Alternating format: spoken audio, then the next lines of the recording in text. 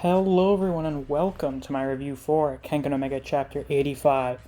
I think it's pretty safe to say that this week's chapter confirms basically what we've been suspecting this whole fight, so that Naidon is trying to get Ryuki to go all out and kill him for the purpose of proving his true value or awakening his inner nature. That certainly seems to be the case here, so threatening to kill Ryuki hasn't been enough to get him to really snap, but apparently threatening Koga is. As we know, Koga is very important to Ryuki, so threatening to kill him leads to Ryuki going ape mode, basically. Like, if you thought it was bad when Naidon basically insulted his grandfather, that's nothing in comparison to this. His fucking pupils have dilated. They're, like, barely visible. He's fucking huffing and puffing. It's not good. So, Ryuki is now moving so fast, and his movements are so unpredictable that the eye in the sky isn't even able to keep up with them. Lolong explains that no technique is flawless, which I think is an interesting reminder. Very useful to have, because we have a lot of techniques that are supposed to be like this, oh fuck, it's so strong, no one can overcome it. But no technique is completely flawless. These are human beings, after all. It's not like they're using fucking magic. The closest thing would be the advance, basically. But Ryuki is moving in such a way that he is not able to predict what he's doing. Ryuki even goes in for like an eye gouge, which I think this is the first successful one we've seen in some time. Now, he doesn't gouge out his whole eye, but he does manage to do an eye poke successfully. And he's got Naidon on the ground and he's fucking beating on him. Ryuki definitely plans on killing Naidon at this point. It's a death match. I was saying this as soon as the fight started. Naidon is going to make this a death match. This is going to be very bloody by the time we get to the end of it. And it seems that I was correct. So, Naidon grabs Ryuki around the neck.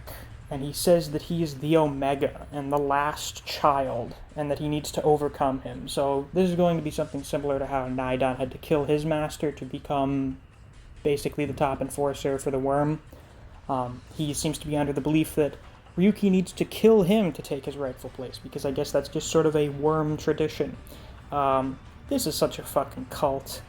This is not like a secret society thing where people just sacrifice themselves in the sake of this cause. No, when you call someone the last child and that they need to kill you in order to realize their true purpose, you are in a fucking cult.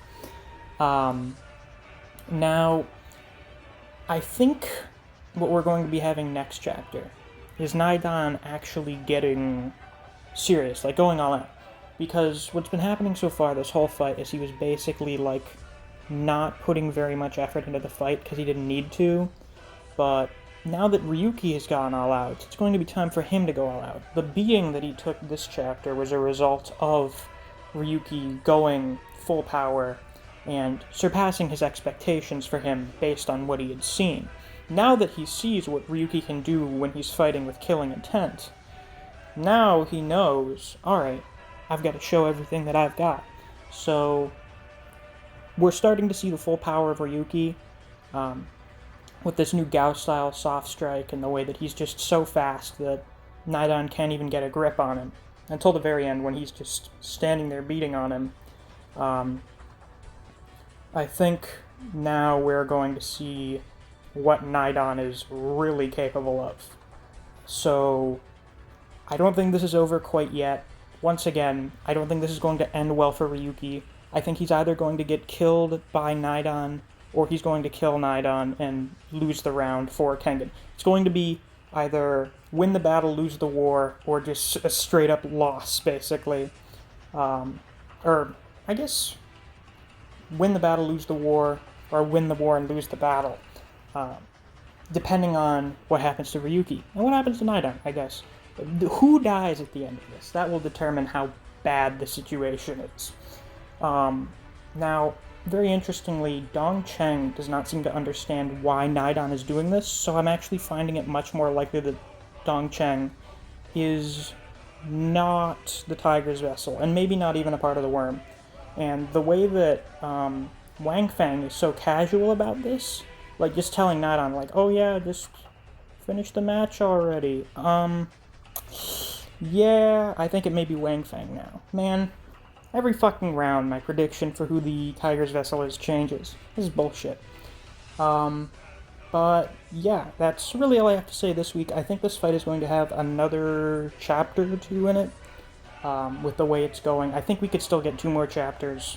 Put it at the length of one of the first 2 fights.